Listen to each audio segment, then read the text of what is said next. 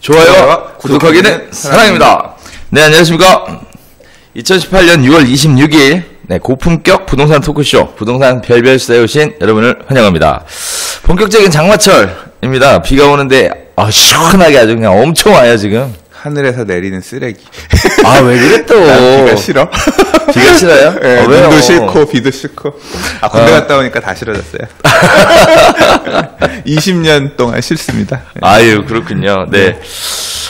본격적인 장마철이라고 합니다. 무더위가 기승을 부려서 무더위 때문에 짜증내신 분들 좀 많으셨을 텐데, 이번 비로, 몸도 마음도 시원하게 보내시는, 장마 기간이 되셨으면 좋겠습니다. 네. 자, 오늘 1부죠. 첫 시간은 한 주간의 부동산 소식을 다루는 별별 이슈 시간인데요. 한 주간 소식에 대해서 간략하게 요약을 해보면 그렇습니다. 일단, 거래 절벽이라는 얘기가 계속 나오고 있습니다. 특히 3대 악재에 대한 얘기들이 심심치 않게 쏟아져 나오고 있는데요. 일단, 대표적으로 오늘 나눌 이야기 중에 하나도 이제 보유세 인상에 관련된 부분이고요. 자, 그다음에 양도소득세 중과에 관련된 부분, 그다음에 재건축 초과이익 환수제와 관련된 부분, 이 3대 악재 때문에 거래 절벽이 이루어지는 것이다 라는 얘기들이 나오고 있는데, 요거는 좀 이따가 다시 한번 구체적으로 살펴보도록 하겠습니다. 자, 그다음에 개발 사업에 대한 방향이 이번 선거 이후에 큰 폭으로 좀 변화되는 거 아니냐라고들 예상을 하고 있습니다. 일단 도정법 개정에 따라서 기부 체납에 대한 부분이 현금으로도 가능하다.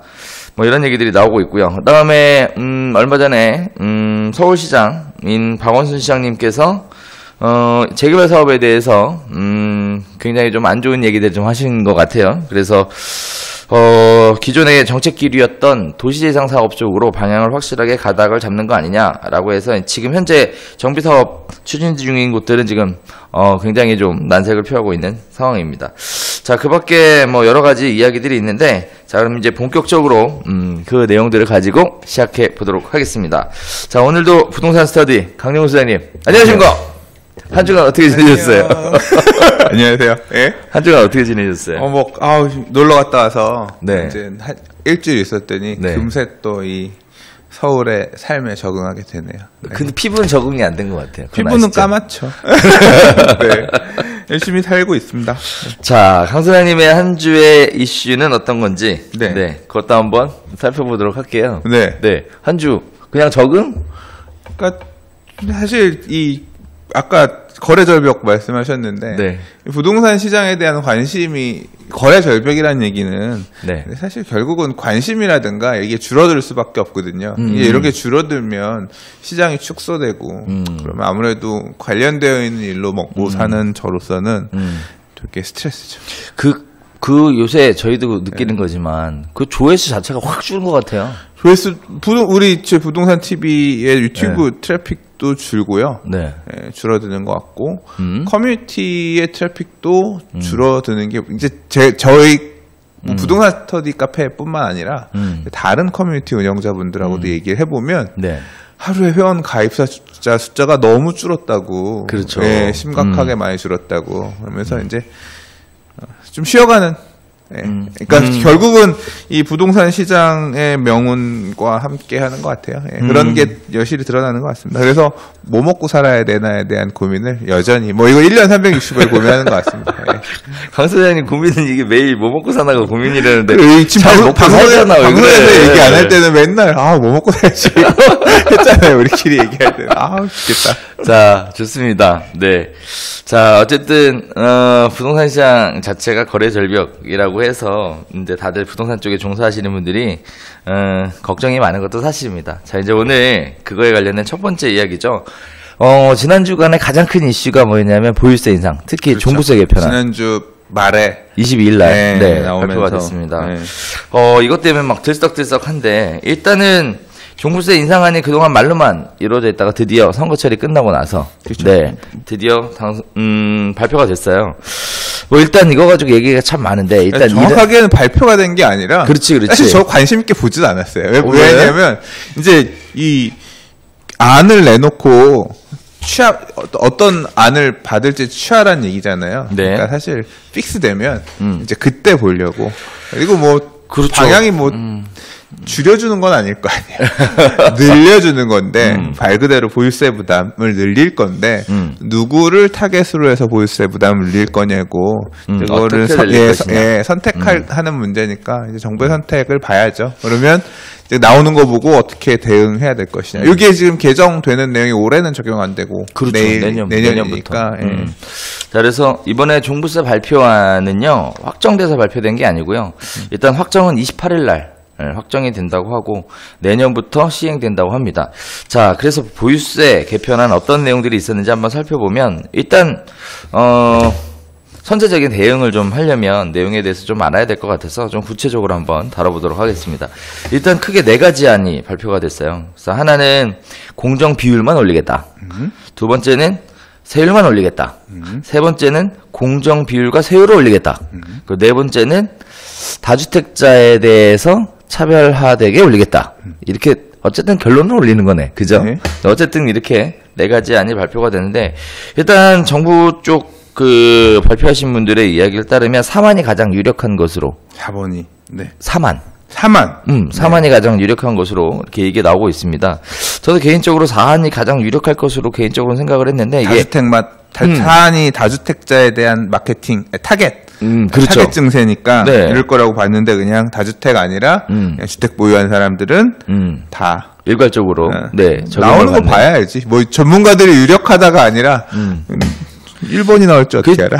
그렇죠. 물론 그런데 네. 일단 사안이 저는 개인적으로 일단 사안을 먼저 설명을 좀 하자면 일단은 그 형평과세 부분 때문에 다주택자만 차별화되게 할 수는 없다. 하는 것은 불합리하다라고 생각하는 것 같아요. 그래서 내부적으로도 안은 발표가 됐지만 실질적으로 그 부분에 있어서 약간 좀 배제하고 생각하는. 근데 그거는 말이 안 돼. 네. 왜 말이 안 왜요? 되냐면, 지금 종부세 같은 경우에 1인 1주택자랑 1인 다주택자랑 기준이 달라요. 다르죠. 왜? 1인 1주택자는 9억 초과분에 대해서 종부세 내고 1인 다주택자는 6억 초과분에 대해서 내는데. 그렇죠. 그래서 세금이 완전히 다르잖아요. 그렇죠. 예. 강남에 한 채 갖고 있는 사람은 9억까지는 봐주고 9억 초과분에 대해서 내는 거고 강북에 2채 갖고 있으면 더해서 6억 초과분에 대해서 내는 거니까 실제로 이제 그것 때문에 강남에 있는 1주택자는 더 배려해주고 강북에 있는 더 싼 집 여러 개 갖고 있는 사람은 배려 안 해주는 거냐 불합리하다 얘기가 있잖아요. 이미 있는데 그렇죠. 이미 있는데 그 얘기가 또 그렇게 또 나오는 일단은 그래 몰라 이건 아무튼 말 만드는 사람들 또는 그 논리에 따르면 이제 제 느낌에는 4가지 안들 이렇게 툭 던져놓고 이제 시장 반응을 보는 것 눈치 같아요. 원래 눈치 보는 것 같아요. 네. 이럴 땐 이렇고 저럴 땐 저렇다가 사실은 조금 그렇죠. 그렇죠. 자, 그래서 얘기들이 나오는데 일단 여러 가지 시나리오에 따라서 뭐 분류들을 좀 많이 했어요. 그래서 보면 공정가액 비율을 10%씩 단계적으로 인상을 하면 세부담이 어느 정도 들어가느냐. 뭐 일단은 공정가액 비율이 90%일 때, 공정가액 비율이 100%일 때 늘어나는 세부담을 보면 일단 전반적으로 다 올라가는 거니까 특히 이번 종부세 관련돼서 문제가 될 거다. 뭐 시장에 좀 영향이 미칠 것이다. 라고 생각하는 부분은 결국은 주택가격이 공시가격이 전반적으로 다 올라갈 거기 때문에 가격이 많이 올라가서 이제 그런 부분들 때문에 안 그래도 세부담이 늘어날 건데 이제 공정 비율이라는 것 자체를 더 올려서 세금을 더 걷겠다라고 얘기하니까 시장 자체의 반응이 좀 예민하게 나오는 것 같습니다. 자, 그래서 공정 비율에 대한 부분이 있고 두 번째는 이제 세율에 대한 인상인데 세율 같은 경우에 인상을 한다는 건 결국은 고가주택 갖고 있는 사람은 더 내라는 얘기죠. 그렇죠? 네. 세율 누진 개념으로 설계되어 있는 세라서. 네네.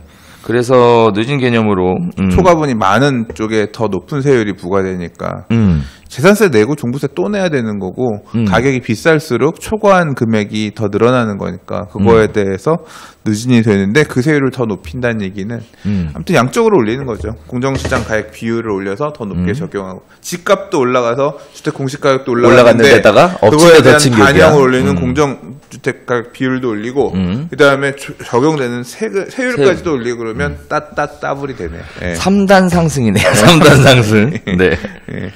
자, 그래서 그게 첫 번째 안이었고요. 이제 두 번째 안이 세율의 인상이었고요.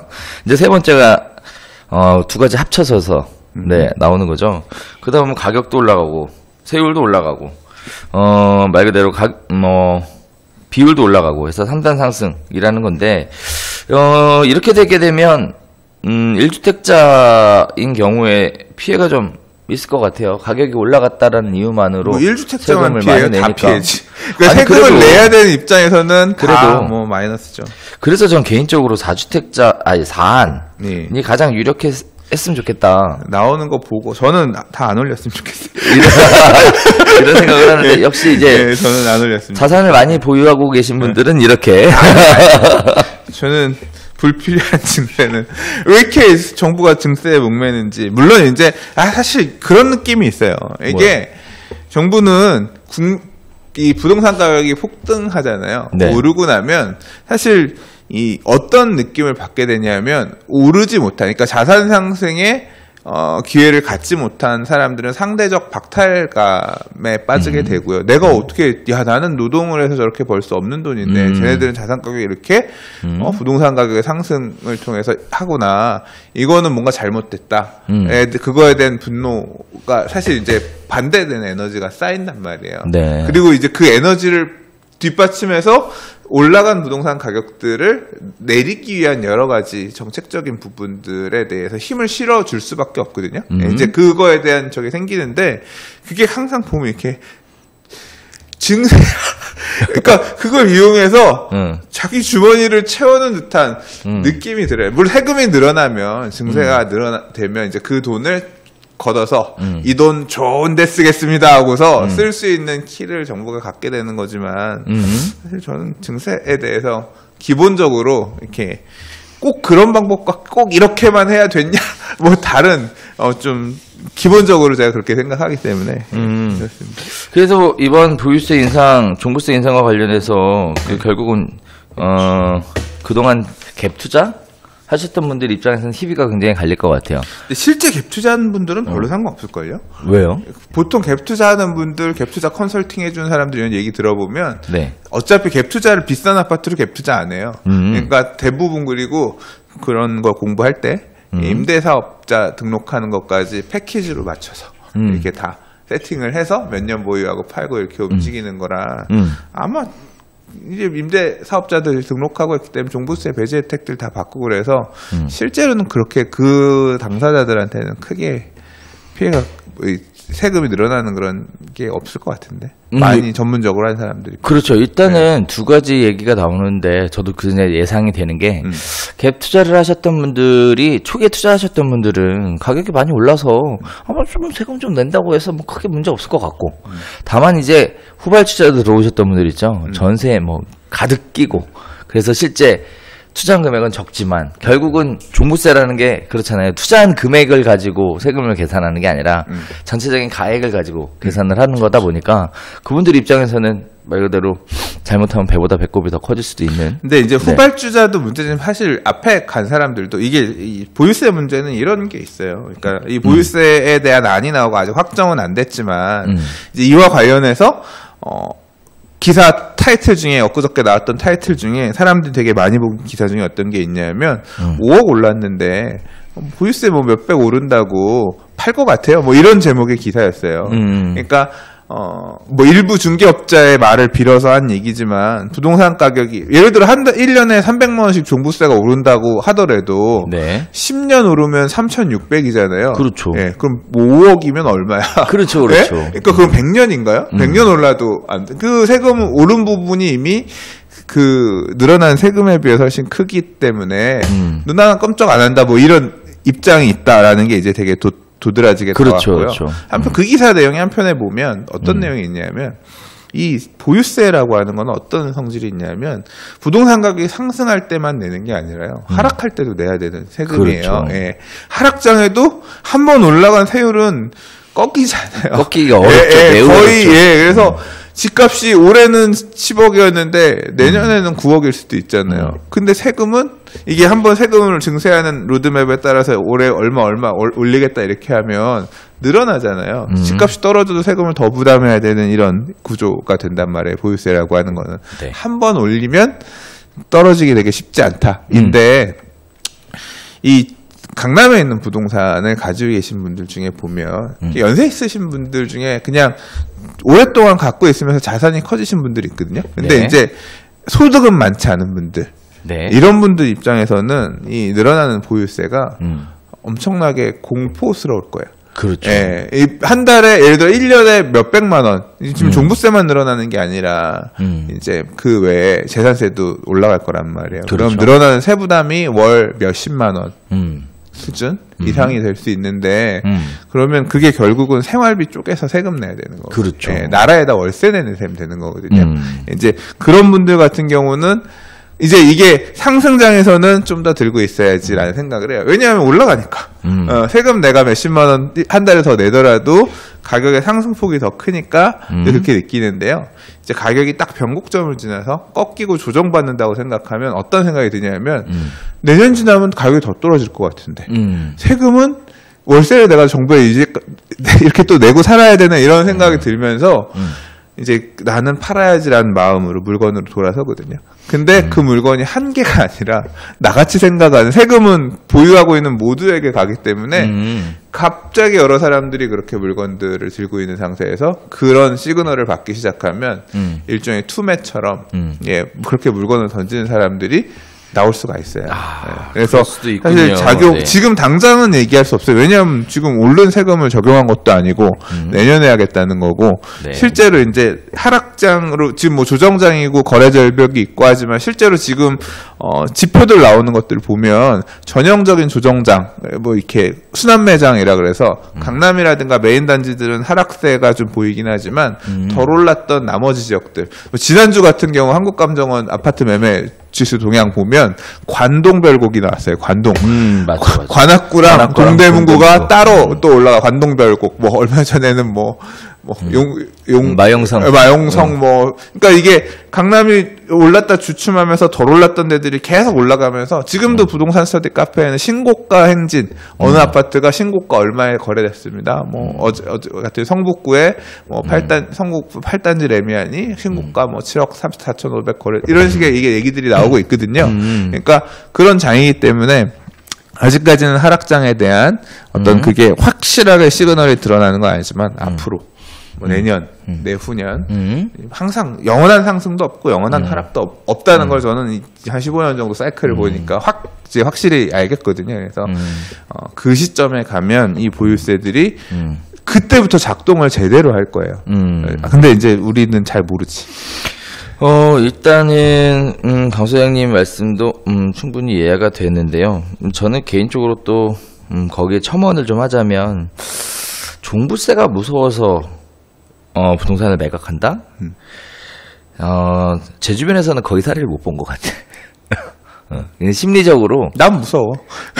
물론이지. 심리적으로 위축이 될 수는 있어요. 그런데 종부세가 무서워서 매각을 한다라고 직접적인 영향을 미치는 거는 좀.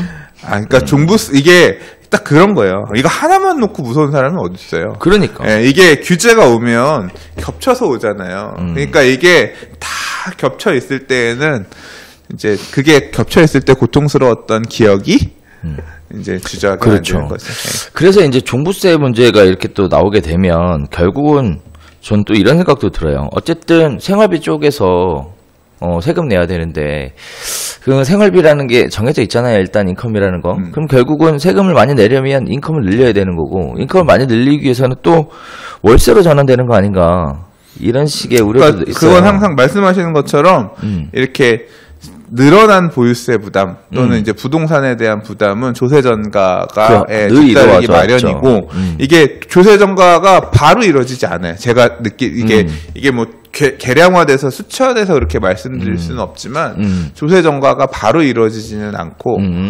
시간을 두고 조세전가가 이루어질 수 있는 여유가 생기잖아요. 그렇죠. 그때 확 가요. 그러니까 조세전가가 월세 쪽에서는 사실 고금리 시절에서 저금리 시절로 내려가면서 월세 쪽으로는 사실 정가가 별로 안 된 것처럼 보이는데 지난 이 10년 정도를 보면, 네. 근데 전세 쪽에서는 그래 쉽게 확 갔던 것 같아요. 3억 전세 가던 게 지금 7억이에요. 그러니까 이게 3억 2천, 뭐 3억 5천 재계약하다 갑자기 6억 이런 식으로 해서 확 폭등하는 그런 형태로 보였거든요. 그래서 이게 응축되어 있다가, 그러니까 지금 부동산 가격도 연 얼마씩 이렇게 오른 게 아니라 실제로 이번 상승장도 보면 훅 상승이 안 돼서 계속 눌리면서 이렇게 하다가 8억에 샀는데 6억 5천 찍고 이렇게 있다가 갑자기 몇 달 만에 9억 찍더니 미쳤나? 했더니 그러니까 6억 5천 하던 게 9억 됐으니까 미친 거잖아요. 근데 9억 찍더니 미친놈이 12억까지 튀어가는 거예요. 그러니까 이게 그런 거예요. 결과적으로 10년의 텀을 놓고 보면 8억짜리가 12억이 돼서 50%가 상승한 건데 그걸 연으로 나눠보면 연 4%, 5% 오른 거잖아요. 그렇죠. 근데 이렇게 떨어져서 갑자기 급격하게 계단이 상승하니까 이게 결국 그렇게 보이고. 그렇죠. 그래서 사실 이걸 보고 제 느낀 결론은 부동산은 물건도 중요하지만 타이밍이 진짜 중요하다. 예, 느끼는데 마찬가지로 임대가격도 매매가도 그런 식으로 움직인다고 보면 전세가도 그러한 영향이 에서 자유롭지 못한 것 같아요. 막 꾸준하게 오른다기보다는 전체적인 기간을 놓고 보면 꾸준히 상승했지만 네. 전세 가격이 막 빠지고 이런 건 없죠. 조정을 막 일시적으로 물량만 해서 조정받거나 이런 건 있지만 결과적으로 보면 그렇게 갑자기 오르는 시절들이 있는 것 같아요. 자, 그렇습니다. 자, 그러면 이제 중요한 이야기 한번 해볼까요? 보유세 인상 이제 인상한다고 이제 발표가 됐잖아요. 네. 이제 앞으로 뭐 대응을 좀 준비를 좀 해야 될 것 같은데 어떤 식의 준비가 좀 필요할까요? 이제 제일 생각해 볼 수 있는 게 임대사업자 등록이죠. 임대사업자 등록. 왜 임대사업자 이제까지는 안 했. 이제 이게 제가 얼마 전에 이 기사를 하나 읽었었는데 네. 임대사업자가 100세대 이상 임대사업자 가장 많이 등록한 구는 어디냐? 1등이 노원구예요. 네, 2등이 송파구, 강서구. 그렇거든요. 그래서 저는 노원구에는 소형 아파트가 많으니까 6억 미만의 이제 임대 아파트 등록할 수 있는 집들 이런 분들이 어차피 여기는 소형 아파트 거주할 목적도 아니고 새 놓을 분들이 하셨으니까 그냥 계속 임대 놓으려고 많이 한 것 같아요. 송파구도 보니까 뭐 5개 아파트 정도가 거론됐는데 뭐 파크리오라든가 이런 아파트들이 10평대 소형 아파트가 있거든요. 그런 거 가지신 분들이 아마 많이 등록하신 것 같은데 이렇게 쉽게 얘기를 했어요. 그리고 강서구도 되게 그 등촌동 가양동 쪽에 소형 아파트들이 많거든요. 그러니까 아예 그런 투자 목적으로 임대 놓으실 분들이 놓은 것 같습니다. 이렇게 얘기를 했는데 그 댓글을 달아주셨어요. 임대 아파트 등록을 하면 그 등록가 그런 소형 아파트뿐 아니라 큰 아파트라고 하더라도 그걸 등록함으로써 내가 가지고 있는 다른 주택이 이제 1주택 혜택이라든가 비과세 혜택이라든가 이런 걸 받으면서 빠져나갈 수 있기 때문에 종부세 혜택 뭐 이런 게 아니라도 임대 사업자들을 등록하고 구매하는 분들이 있다. 이제 그 말씀해 주셨는데 그것도 생각해봐야 할 부분인 것 같더라고요.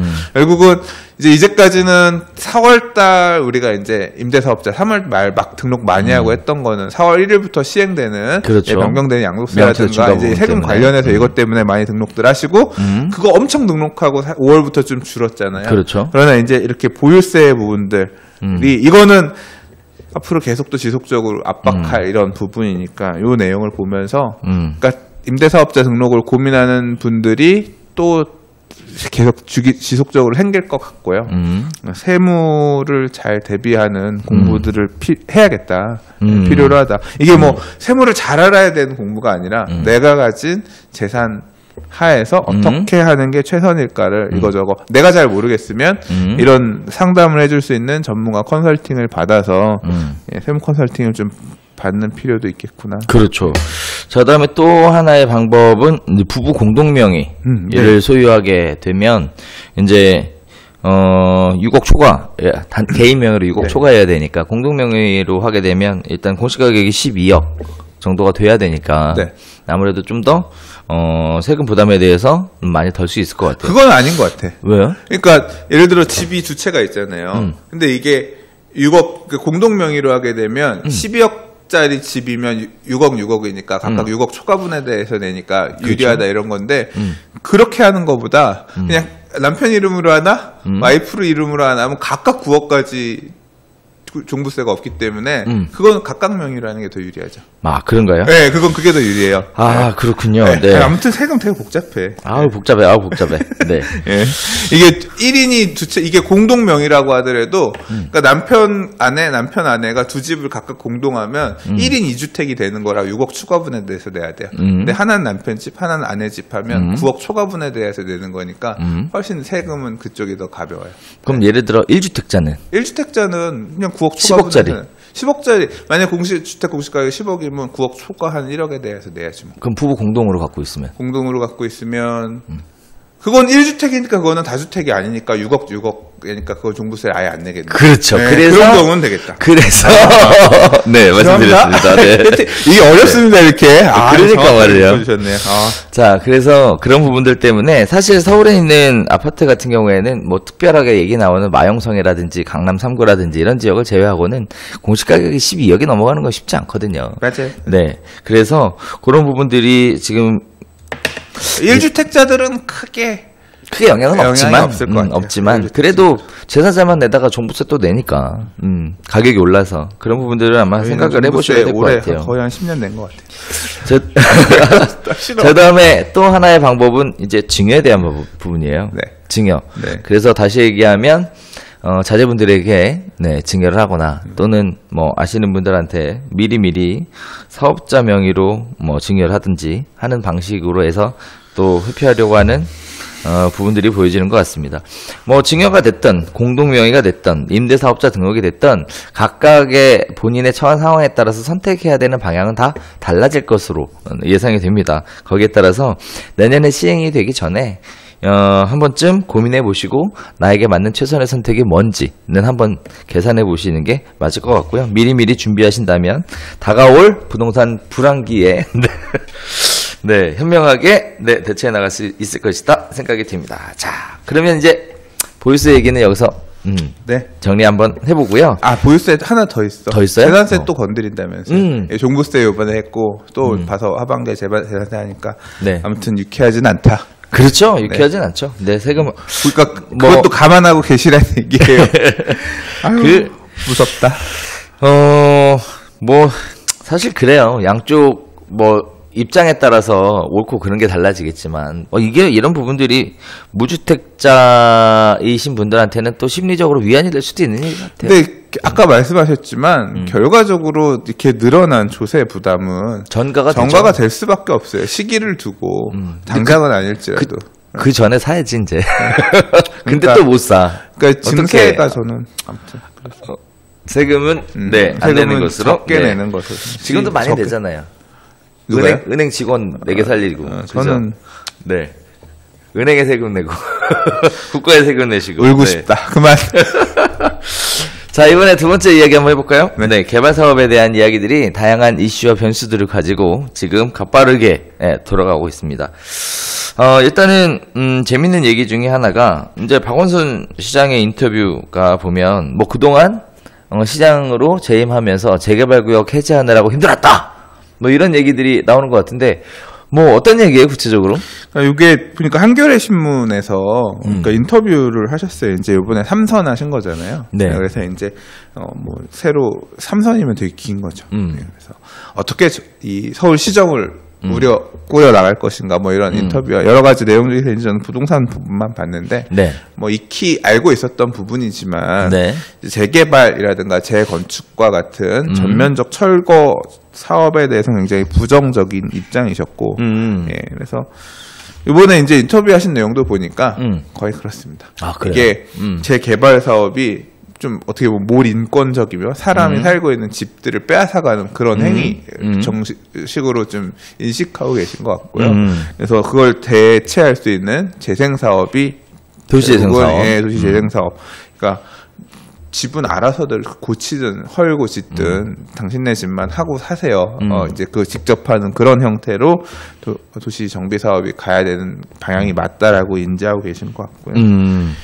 자, 그러면 기존에 있었던 정책 기류가 그대로 유지가 되는 건데 어쨌든 더 강화하겠다로 느껴졌어요. 저는 왜냐하면 이게 이번에 이제 선거 결과가 시장만 뽑은 게 아니라 그 네. 밑에 이제 뭐 구청장에서부터 예, 국회의원 빼고 다 시의원, 뽑았죠. 구의원 네. 다 뽑았는데 네.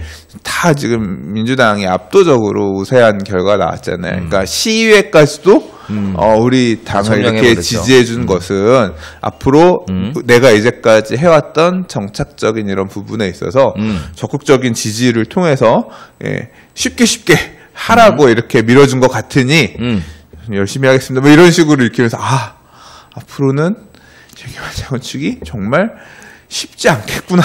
예, 이거 시의회까지도 일단 이런 의중이 반영돼서 간다고 하면 야 이게 험난한 길이 예상된다. 예, 저는 이제 그게 하나 있었고요. 네. 또 하나 얘기한 내용 중에 뭐가 있었냐면 서울시를 어떤 식으로 바꿔 나갈 거냐에 대한 얘기예요.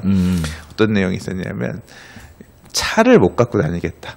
도심지내. 사대문 안에는 앞으로 주차장 허가 안 내죠. 그러니까 건물 안에 주차장을 많이 못 짓게 해서 아예 또는 차가 다니는 도로를 자꾸 줄여서 아예 도심지 내에 차 갖고 들어올 생각을 못 하겠다라는 형태로 이 도심지를 이제 발전시켜 나가려고 하는 이 발전이라는 표현에 대해서는 동의하시는 분도 있고 동의하시지 못하는 분도 계시겠지만 그런 식으로 도시 계획을 하고 계신 것 같아요. 그런 부분이 저는 되게 눈에 들어왔습니다. 자, 그래서 과거에는 사실은 박원순 시장이 보통 이제 인가나 허가 뭐 이런 쪽 관련해서 넣다 보면 이제 정책권자가 결정권자가 무슨 생각을 하고 있는지에 대해서 사실 우리가 미루어 짐작했던 그런 것들이었거든요. 그러면서 동시에 주민의 과반수 동의를 얻으면 구역 지정을 해제해주겠다. 뭐 이런 식으로 해서 저 사람이 정책적으로 개발 사업 재개발이나 재건축 사업에 추진하는 거에 대해서 적극적이지 않구나. 요렇게까지는 느꼈었는데 이제는 뭐 자신감 있게 얘기하시네요. 네. 그러니까 좀 나를 좋게 내가 이런 걸 사람들이 좋아하나 보다 이렇게 인식하고 계신 것 같아요. 그러니까요. 그래서 그런 것 같습니다. 자, 그래서 도시재생 사업 쪽으로 이제 관심들이 더 쏠려가게 될 것 같은데, 도시재생 사업과 관련돼서 뭐 시범지구니 뭐니 어쩌고저쩌고 얘기들이 많이 나오는데, 어쨌든 요거는 한번 참고해 보시면 될 것 같고요. 그래서 과거처럼 재개발이나 재건축에 투자할 경우 이처럼 결정권자의 어떤 의지에 따라서 사업이 안 되지는 않겠지만 굉장히 느려질 수 있다라는 건 참고. 그러니까 두 가지를 알려주는 것 같아요. 1번, 지금 구역 해제가 됐다가 정비구역 지정을 다시 요청하는 지역들이 있어요. 있죠. 시장 상황이 좋아지니까 맞아. 구역 지정 다시 해주세요. 근데 정비구역 지정 권자가 서울시장이에요. 네. 네. 구역 나머지 뭐 사업시행인가 관리처분계 이거 다 구청장 권한이지만 그렇죠. 구역 지정 용적률을 주고 건축계획 정비계획을 주는 건 서울시장 몫이거든요. 특별시장 누구 딱 이렇게 해서 나가거든요. 예. 그걸 해주는 사람이 박원순 시장이라는 걸 예, 구역 해제를 했던데 다시 제기하는 게 첫 번째. 두 번째는 일단 시민들의 제안 받아가지고 또 정비구역 지정을 신규 지정할 수도 있잖아요. 네, 있죠. 그것도 마찬가지로 서울시장이 하는 건데 예. 또 실무하다 보면 그런 것도 있어요. 그 인터뷰 기사의 첫 번째 얘기가 그거였어요. 뭐예요? 자기가 시장이 되고 나서 네. 보니까 서울시의 재개발 구역이 뭐 재개발 재건축 정비구역이 1,000몇백 개 됐는데 네. 그거를 없애느라 내가 너무 힘들었는데 너무 잘했다. 뭐 이런 식의 얘기가 첫 얘기였는데 과연 앞으로 더 해주겠느냐. 그러니까 이게 해제됐던데 다시 재개 또는 신규 지정 자체가 지금 앞으로 4년간은 어려울 것이다. 가는 길이 험난할 것 것이다. 같다는 느낌이 순탄치 않을 것이다. 확 들었습니다. 그리고 사실 인가도 마찬가지예요. 일단 하다 보면 원래 인가권자가 이제 자치구청장이잖아요. 근데 이제 구청장이 눈치를 보게 돼 있어요. 서울시. 예. 그리고 지금 또 웃긴 게 이게 중간에 가는 과정에서 건축 시민은 서울시 용적률을 다 빼먹으려면 이제 건축 시민 받아야 되니까 서울시 한번 올라가거든요. 그렇죠. 올라가면 건축 거기서 시민 다 때 또. 받고야. 그러니까 정비구역 지정에서는 이미 이렇게 정비계획에서는 이렇게 하세요라고 50층 가서 해놨는데 50층 가려고 봤더니 보니까 이거 정비계획이 지금 도시 계획하고 맞지 않아요. 건축 시민 받을 때 이거 35층으로 줄여오세요. 네, 다시 해갖고 오세요. 이거 안 돼요. 이거 공공성이 너무 훼손돼요. 미관이 이거 안 어울려요. 다시 그러면서 다시 이게 그러니까 이제 사업 추진하는 입장에서는 욕이 나오는 거예요. 그러니까. 그런 아무튼 그렇습니다. 네, 자 그래서 그런가 여의도 광장 아파트 안전진단이 1, 2단지는 먼저 시청에서 통과되고 3, 4단지는 새로 바뀐 안전진단의 규정을 받아서 통과가 안 되는. 여기는 재건축에 참 이 모든 걸 다 보여주는 단지가 될 수도 있겠다는 생각이 듭니다. 그래요? 이게 광장 아파트가 1동, 2동하고 3동에서 11동까지가 이제 큰 길로 큰 길은 아니고 차 많이 다니는 길은 아닌데 이제 갈려 있거든요. 그래서 여기 근데 사실 이 두 개 이 아파트의 가장 큰 갈등의 원인은 뭐냐면 용적률 차이예요. 통합 재건축이 사실 되게 어렵거든요. 그렇죠. 그러니까 용적률이 다르고 이해관계가 다른 주민들끼리 이게 집단으로 모이기 때문에 그 의견을 상충되는 의견을 봉합하기 원래 되게 어려워요. 그렇죠. 통합 재건축 사업 자체가 진짜 힘든 거예요. 힘든 건데 광장 아파트 1, 2동은 용적률이 1, 2동 쪽이랑 3에서 11동 쪽이랑 용적률이 달라요.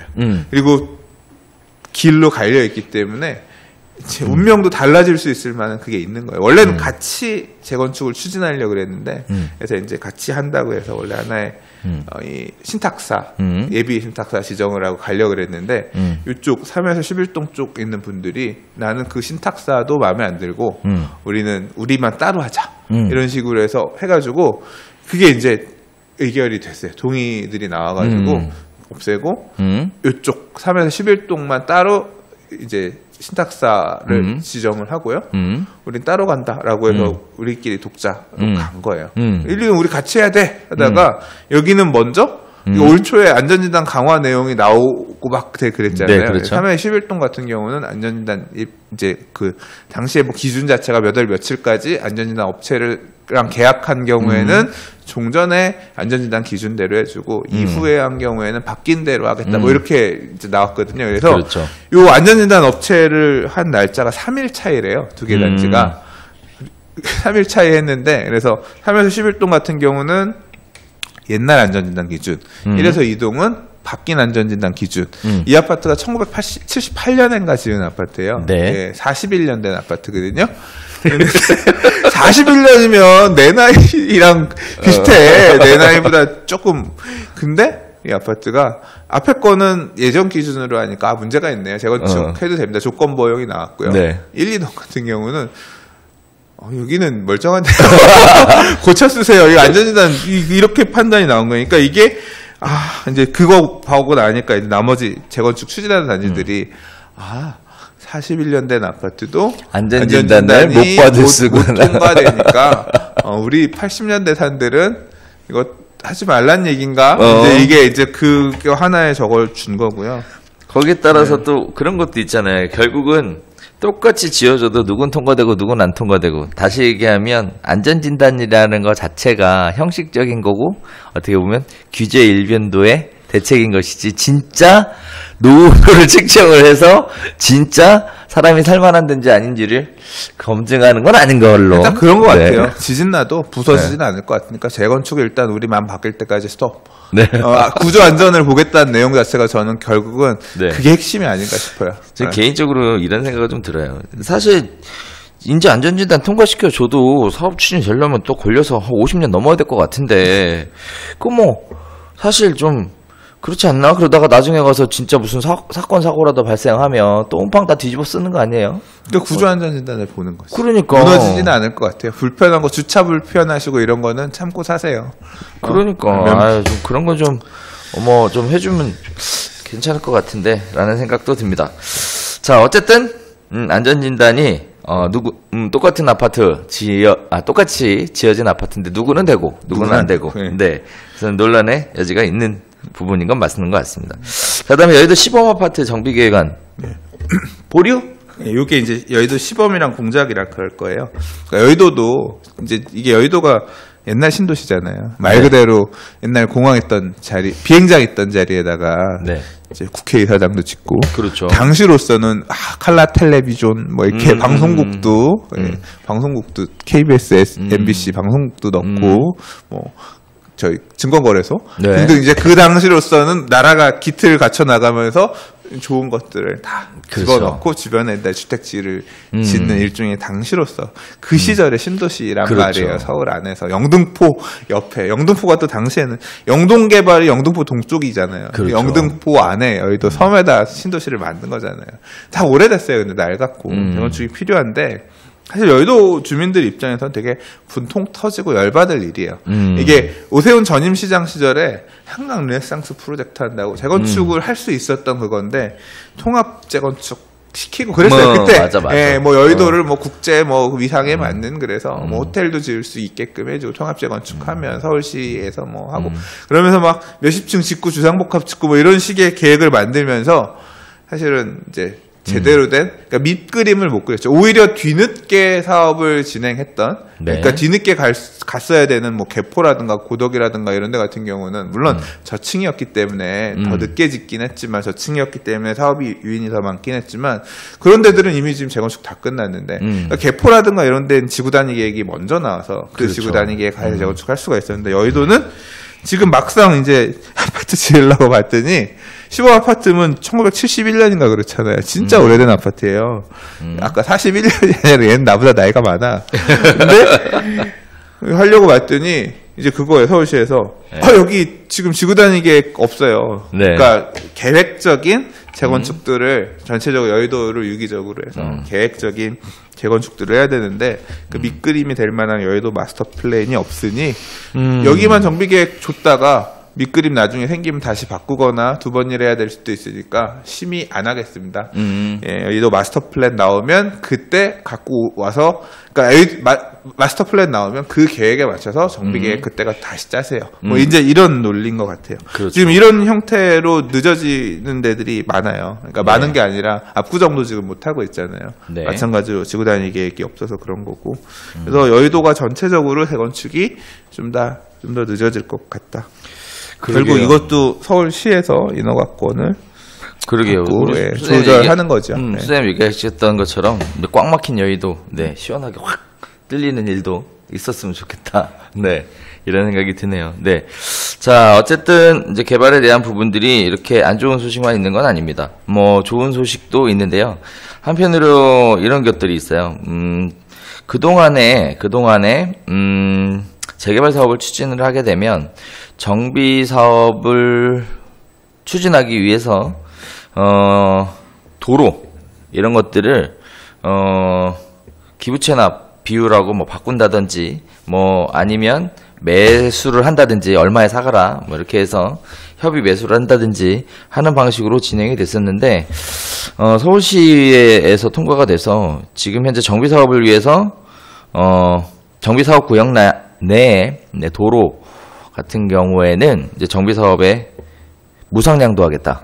아, 이게 굉장히 뭐 혁신적인 얘기입니다. 개인적으로 이거 사실 깡패짓이었거든. 그렇게만 볼 수 없어요. 그러니까 이게 결국 저는 철학의 문제인데 네. 이게 그러니까 먼저 얘기를 말씀드리자면 네. 그러니까 원래 올해 2월부터 개정된 도시정비법이 시행이 됐어요. 네. 개정된 도시정비법이 시행이 됐고 네. 그 법에 따라서 이 내용이 이 상위 법에는 있었던 거예요. 그러니까 이 정비사업의 무상량도라는 게 뭐냐? 재개발구역에서 땅을 누가 제일 많이 갖고 있어요? 개인으로 따지면 지주가 뭐 많이 갖고 있는 사람이 그렇죠. 있겠지만 사실 한 명으로 따지자고 하면 국가가 제일 많이 갖고 있어요. 그렇죠. 재개발구역 안에 있는 도로, 그렇죠. 뭐 작은 길들, 뭐 큰 네. 길들 이런 거 다 국가 땅이니까 뭐 구 땅일 수도 있고 시 땅일 그렇죠. 수도 있고. 그러면 이 땅들을 갖고 있는 사람이 갖고 있는 주체가 신데 그 길들을 다 폐쇄하죠. 그렇죠. 그리고 이제 그 폐쇄하고 그 자리에 아파트를 짓잖아요. 그렇죠. 그러면 서울시는 내 땅 뺏기는 거예요. 그렇죠. 니네는 왜 내 땅 가져가? 근데 사실 저 입장에서는 얘기하죠. 야, 대신 새로 도로 만들어서 줘 주면 될 거 아니야. 왜냐하면 아파트를 지으면 주변에 넓은 도로들을 이렇게 가는 길이나 공원이나 이런 거 지어서 내놓잖아요. 헐고 짓는 비용 내가 다 내서 하는 건데.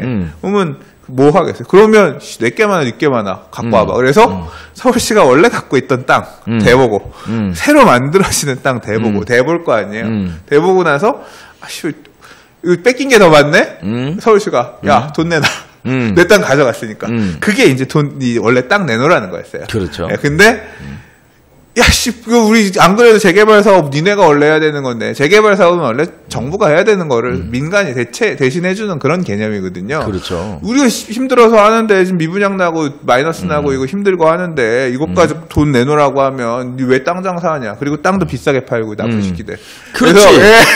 그래서 이게 항상 문제가 됐어요. 문제가 돼와서 좋을 때는 그나마 나은데 시장이 안 좋을 때는 이 국가에다 이 땅 값 내야 되는 것도 되게 이게 다 추가 부담금이니까 조합원들 입장에서는 그래서 이게 되게 잡는 거였는데 그래서 이거를 하지 말아라. 네. 이제 무상할 수 있게끔 이게 근거가 상위 법 안에 도시정비법 안에 마련이 됐는데 네. 이제 이걸 어떤 비율로 어떻게 이렇게 공짜로 줄 거냐 이런 세부적인 내용들 자체가 이제 시 조례로 위임해 놓은 부분이 있나 봐요. 그게 요번에 통과된 거예요. 그러니까. 예, 서울시 조례가 요번에 통과돼서 아마 이거 기준으로 해서 이제 공짜로 그러니까 기사가 이렇게 나와요. 재개발 재건축 구역 안에 골목길 뭐 공짜로 만든다. 이제 그 내용은 그겁니다. 그래서 이게 원래 사실 주고 살 필요 없는 데들도 있어요. 재개발 구역 이게 모두가 혜택이 되는 게 아니라 아까 말씀드린 것처럼 원래 더 많았고 이제 더 적었고 이거 비교를 해서 매입하지 않은 이미 조합이 더 많이 부담해가지고 땅을 만드는 경우들도 있거든요. 이런 데는 사실 이득될 게 없고 이렇게 좀 서울시로부터 공짜로 받을 게 많은 그러니까 이 관으로부터 공짜로 땅에 받을 게 많은 지역들 같은 경우는 이 혜택을 좀 받을 것 같고요. 네. 근데 이게 이제 적용 범위가 문제인데 아직 지금 이게 사업시행인가 접수 안 한 데부터 이게 적용이 된다 그랬어요. 그래서 지금 아직 사업시행인가 접수 안 한 단지들은 무슨 구역이 이 혜택을 봐서 네. 굉장히 사업비를 절감할 수 있을 것 같다라는 기사가 났고요. 네. 최근에 제가 제보를 하나 받은 거는 제기 4구역이라는 재개발 구역이 있는데 여기는 1월 24일인가 사업시행인가 접수를 했대요. 근데 이제 1월 23일 접수를 했는데 그 접수한 걸 철회를 하고 다시 보완해서 다시 접수하자. 그러면 요 무상양도를 받을 수가 있지 않냐. 요 비용 절감하자. 총회를 통해서 그래서 다시 접수해서 저희 받을 것 같아요. 이런 제보가 왔더라고요. 근데 이제 이런 부분도 있어요. 이제 2018년 1월 24일 이후에 사업시행인가를 접수한 단지는 투기가해지구 안에서 조합원지 변경 금지 규정이 생기거든요. 그렇죠. 예, 이제 그런 재개발 사업에서 그러면 권리 행사들을 못하는 조합원들이 생겨요. 그러니까 조합에서는 이제 물어본 거죠. 설문을 한 거죠. 자, 사업시행인가 철회하고 다시 받으면 무상양도에 따라서 우리가 뭐 몇십억이든 몇백억이든 절감이 될 것 같아요. 네. 근데 그렇게 하면 여러분들은 이제 우리 관리처분계 인가하면 못 팝니다. 조합원지 변경이 금지가 돼요. 어떤 거 할까요? 했는데 절감하자. 라는 쪽으로 간 것 같아요. 그래서 뭐 아무튼 그렇게 되는 사례도 있다. 원자원들이 다시 입주하고 싶은 그러니까 몇 가지 쟁점들이 있습니다. 뭐 이게 어디까지 적용 범위냐. 뭐 저는 이 사업시행 변경인가 접수하는 데들도 구제해줄 거냐. 뭐 이제 이런 부분들이 사실 개인적으로 좀 궁금합니다. 아마 안 해줄 것 같긴 한데 그래도 또 이게 법 취지 자체가 열악한 사업성을 개선해서 혜택을 돌려주라는 취지에서 있는 거니까 한번 소송해볼 만하지 않나? 뭐 그런 이슈이긴 한 것 같아요. 저는 개인적으로 이게 올바른 방향이라고 사실 생각을 해요. 네. 이 부분들 자체가. 이유가 뭐냐면은 일단은 사업을 실제 추진을 해보면요. 제가 아까 그냥 뭐 깡패다 이렇게 얘기했는데 그 금액을 얼마에 매각할 거냐가 이게 진짜 뭐 이런 얘기하면 좀 그렇지만 깡패 가격이에요. 깡패지. 네. 이거 안 받아주면 안 돼. 말도 안 허가 안 해줘. 네, 허가를 안 해줘요. 인허가권을 들고 있는 사람이니까. 네. 이 금액에 싫어? 그래서 가격에 대한 문제가 있었고요. 네. 그다음에 두 번째 문제가 뭐였냐면 자 보면 너무 웃기는 건 또 뭐냐면 돈을 주고 땅을 샀잖아요. 그래놓고 땅으로 또 기부 체납해야 돼요. 이번에는 땅만 주는 것도 아니고 뭐 저도 줘야 돼. 아니 이게 지금 양쪽에서 뜯는 거 아니에요? 뜯어가는 거 아니에요? 그러니까 사업성이 안 좋지, 당연히. 구청이 돈이 없으니까 결국 사업 시행자 수익의 원칙에 따라서 니네 이거에서 벌고 남는 거 있으니까 할 때 내놔라 이렇게. 그러니까 장 좋을 때야 모르겠는데. 내놔. 거기다 이게 또 웃기는 게 뭐냐면 전 이게 참 재밌는 것 같아. 시의회에서 조례를 결정됐잖아요. 근데 이거 토지를 매각을 하면 매각 자금이 100% 다 구청 자금으로 들어가요. 아 이거는? 네, 매각 자금 자체가. 너무 재밌는 것 같아. 구청 돈 벌지 말라고 시에서 자른 거예요 지금. 그런 부분. 그런 부분까지 생각해 보면 시의회의 목소리가 훨씬 더 커져가고 있는 것 같습니다. 어쨌든 정책적으로 저는 개인적으로 시의회하고 뭐 구의회하고 뭐 잘 모르겠어. 근데 좀 전에 말씀하신 부분은 제가 잘 모르는 부분이라 그냥 그런가 보다 하고. 왜냐면 구유지 시의지가 다른데 그 매각도 다 구청으로 간다고 하니까. 다 구청으로 들어가요. 그래요? 네, 다 그때가 되면 재경부에서 넘겨줍니다. 알아서 다 넘겨줍니다. 네, 구청에다 더 넘겨주도록 그렇게 돼 있어요. 원래는 그렇게 해서 넘겨주고 그걸 가지고 사실은 자금이 생기면 도로를 닦아주거나 기반인설을 하는데 해주거나 이렇게 하라고 만들어져 있었던 건데 하나도 안 해주고 니네 다 하고 땅도 사가고 기부 체납도 하라 이거였거든. 사실 굉장히 마음에 안 드는 거였어요. 자, 제가 바뀌었으니까. 네. 갑자기 흥분하네. 제가 이것 때문에 좀 싸워가지고 예전에. 자, 그다음에 또 하나 더 있어요. 이번에는 기부 체납에 대한 부분이 토지로 내는 게 아니라 현금으로도 납부할 수 있다. 뭐 이런 얘기가 지금 얘기가 나오고 이것도 있는데. 마찬가지로 이게 이제 사실 바뀐 도정법. 땅값이 비싼 동네에서는 땅 한 평이 아쉬운 거예요. 야, 땅 니네 이거 할 때 공원 지어서 기부 체납하세요. 거기서 공원 안 짓고 그냥 집 지어서 우리가 분양 더 하면 안 돼요? 그 기부 체납해야 될 만큼은 돈으로 줄게요. 우리가 벌어들인 수익 나눠서 나라에 낼게요. 이제 이런 요구가 나올 수가 있거든요. 특히 이제 땅 한 평이 아쉬운 비싼 지역이면 어디겠어요? 강남이잖아요. 그래서 강남 쪽 재건축들 같은 경우는 대단지 큰 단지들 같은 경우는 좀 그래도 나은데 소규모 단지들 소규모 같은 단지. 경우는 되게 땅 한 평이 아쉽거든요. 그 잘려나가는 땅 몇 평 때문에 건물이 막 한 동이 날아갈 수도 있고 몇십 채가 날아갈 수도 있고 그렇거든요. 그래서 이제 현금 기부 체납 가능하게끔 이제 이것 됐는데 마찬가지로 이것도 조례에서 어떤 기준으로 해서 받을 거냐 그게 없었는데 이번에 조례가 추가가 됐대요. 그래서 요거에 따라서 2개 단지가 서초구 쪽에 있는 재건축 단지 2개가 현금 기부 체납하고 아마 재건축을 진행하려는 것 같아요. 뭐 그렇게 될 것 같고요. 그럼 이제 돈 받잖아요. 그렇죠. 네, 돈 받으면 그 돈 어떻게 쓸 거냐? 어디다 쓰겠어요? 시행 막는데? 도시 재생 사업에 쓴대요. 그래서 도시정비기금 뭐 이런 쪽으로 돌려 쓰겠죠. 그래서 결국은 이 돈이 강북의 도시 재생 사업으로 이 도시 재생 사업은 사실 거의 정부가 돈을 갖다 꼬라박는 사업이거든요. 그렇죠. 이게 뭐가 없어요. 개발 이익이 없죠. 생기는 게 아니라 말 그대로 갖다가 도로 만들어주고 주차장 져주고 뭐 페인트 칠하고 이런 거 하는데 써야 되는 돈이라서 사람들 월급 주고 이런 데 써야 되는 돈이라 이제 그런 식으로 통해서 이제 얘기하는 건 그거네. 현금 기부 체납을 통해 도시 균형 발전. 뭐 아무튼 포장은 그렇게 되겠죠. 네. 네. 좋습니다. 네. 2차 오늘 거래 절벽에 대한 얘기부터 시작해서 개발 사업의 전반적인 방향, 그 다음에 재건축이나 재개발 사업에 변화되는 내용까지 이렇게 쭉 한번 다뤄봤는데요.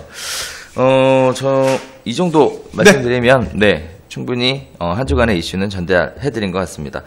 자, 저희가 별별스타 준비하면서 시청자분들에게 조금이나마 도움이 되셨기를 바라는 마음으로 매주 이렇게 진행을 하고 있습니다. 혹 도움이 되셨다면 네, 좋아요, 구독하기 꼭 눌러주시면 진심으로 감사하겠습니다. 저희는 오늘 여기서 인사드리겠고요. 다음 주에 다시 찾아뵙도록 하겠습니다. 감사합니다.